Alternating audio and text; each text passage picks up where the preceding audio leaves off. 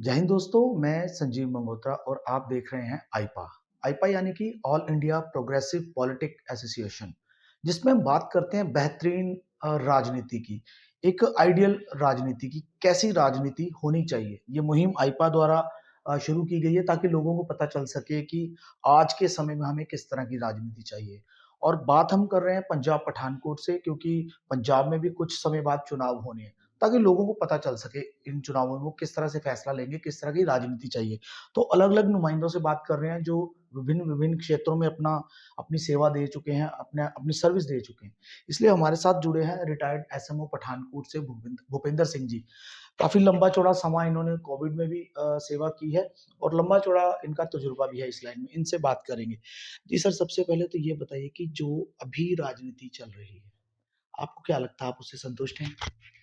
सबसे पहले तो मैं आइपा को थैंक्स करना चाहता हूँ कि उन्होंने एक बहुत अच्छा ये इनिशिएटिव लिया है, क्योंकि जो पॉलिटिकल विल जो है वो किसी भी काम के लिए वो बहुत ज़रूरी होती है। हुँ। सेकेंडली, एज़ फार एज़ जो राजनीति आज की चल रही है, मैं बड़े प्राउड से ये कहता हूँ कि हमारे जितने भी राजनीतिक है यहाँ पे, नॉट पर्टिकुलरली एनी पार्टी, जितने भी हमारे पहले मेरे साथ जिन्होंने काम किया है, जिन्होंने जिनके अंडर जिनको कह लो कि जिनके साथ मैंने काम किया है, तो उनका हमेशा हमारे तरफ सिविल हॉस्पिटल की तरफ बहुत पॉजिटिव एक अप्रोच रही है, जिसके लिए मैं उनका उन सभी का थैंक्स करना चाहता हूँ विदाउट नेमिंग एनीबॉडी। हुँ। सर, जैसे आपने हेल्थ डिपार्टमेंट में बहुत लंबा समय गुज़ारा है।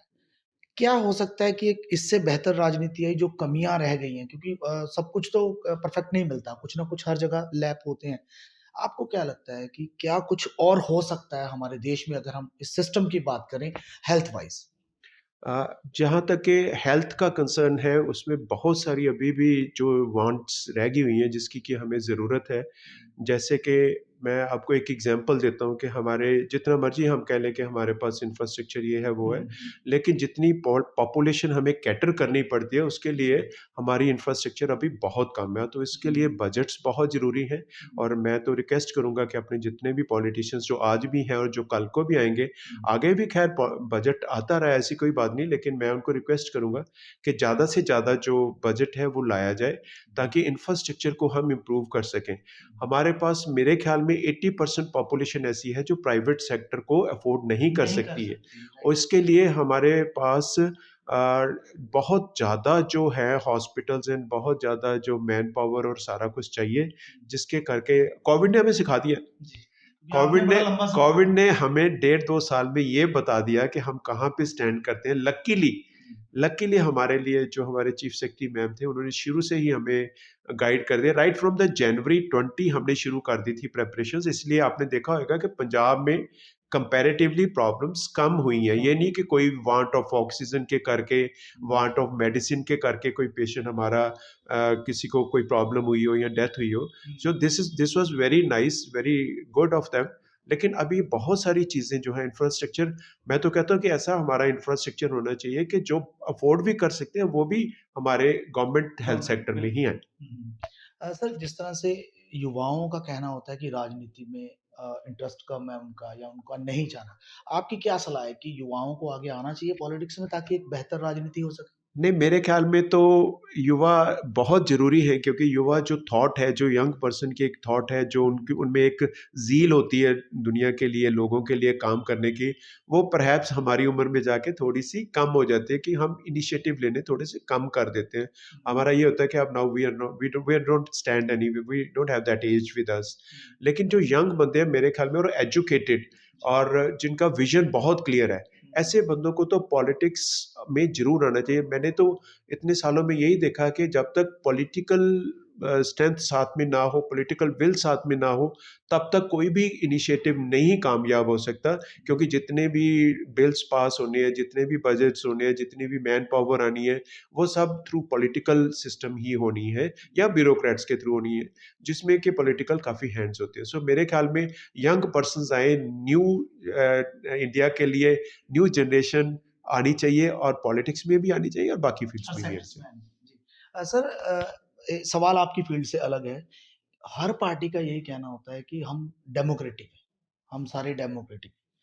लगता है आपको कि कहना कथन कहने में और करने में कोई फ़र्क नज़र आता है कि डेमोक्रेटिक हैं या फिर वो फिर अपनी परंपरा के हिसाब से ही चलते हैं, चाहे कोई भी हो, कोई नोट कि पर्टिकुलर कोई पार्टी, सबकी बात कर रहा हूँ। देखो, बाय एंड लार्ज जो मेरा एक्सपीरियंस रहा है पॉलिटिशियंस के साथ वो बहुत ही अच्छा रहा है। There is no doubt about it कि मैं सिविल हॉस्पिटल में 23 इयर्स रहा हूँ और ऑल पार्टीज़ हमारे लिए पॉलिटिक्स कुछ भी नहीं थी। हम हर पार्टी का काम करते थे। कोई हमारे पास आके ये भी नहीं कहता था कि ये मैं फलानी पार्टी से हूँ, मैं हूँ, यहाँ से हूँ। उनको ये था कि चलो डॉक्टर साहब आए बैठे हुए, इन्होंने कर देना काम। हाँ, ये डेफ़िनेटली आपकी बात ठीक है कि पॉलिटिकल जैसे मैंने आपको बोला पहले भी कि जो पॉलिटिकल बैक है, पॉलिटिकल पर्सन्स हैं, उनकी बहुत इम्पोर्टेंस होती है, चाहे वो right from sarpanch, MC, MLA, MP वो सब होते हैं, वो सब बहुत ज़्यादा हेल्प कर सकते हैं। हुँ। मुद्दे जो रहते हैं राजनीति में मुद्दे कई बार ऊँच-नीच के, जात-पात के, क्या यही रहने चाहिए, गलियाँ-नालियों तक सीमित रहना चाहिए? या फिर अब जो समय आ गया है कि हम आगे का सोचें, एक आगे इंडिया के बारे में सोचें कि आने वाला इंडिया कैसा होना चाहिए? कैसे मुद्दे होने चाहिए? देखिए, मैं तो ये कहता हूँ कि जैसे प्रोग्रेसिव मुद्दे होने चाहिए, क्योंकि अगर हम अभी भी ऐसे कास्ट में या इसमें बैठे रहेंगे, तो हम कैसे प्रोग्रेस करेंगे? हुँ, हमें तो ये देखना है कि हमारी जितनी पॉपुलेशन है, उनको एम्प्लॉयमेंट मिले। हुँ, सर, आप इमेजिन नहीं कर सकते कि कई घरों में हमने देखा है, मैं एक एग्ज़ाम्पल देता हूँ, एक लेडी मेरे पास आई, हुँ, मैंने उस दिन काफ़ी पेशेंट्स को पूर फ्री कर दिया था, तो मैंने उनको बोला कि बीबा एक ₹60 दी गल है, एक एक्स-रे दे ₹60 सरकारी फ़ीस है, तो हुँ। आप प्लीज़ एक पैसे ₹60 दे दो। ₹60 दे दीजिए। आप एक ₹60 हम लोग सोचते हैं यार ₹60 क्या होते कुछ हैं? भी नहीं। कोई भी नहीं मेरे ख़्याल में बहुत सारे हम लोग ये सोचेंगे। लेकिन उस बेचारी ने मुझे अपना वो एक बटुआ बेचारी ने एक पकड़ा हुआ था जैसे लेडीज़ ओल्ड लेडीज़ जी, पकड़ती जी, हैं, कैरी उसने करती मुझे हैं। दिखाया। हुँ, आप इमेजिन कर सकते हैं उसमें सिर्फ़ ₹35 थे और वो कहती कि सर मेरे पास तो ₹30 मेरे किराया लग जाना है।